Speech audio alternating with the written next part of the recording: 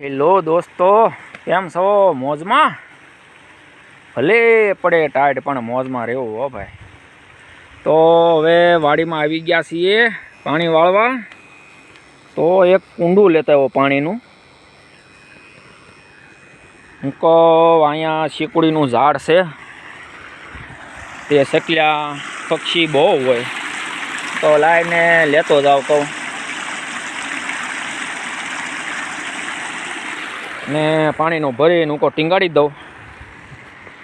સકલા તો પીવે, બરોબર ને ભાઈ? તો જો આપણે આખું ભરીને મૂકી દીધું છે.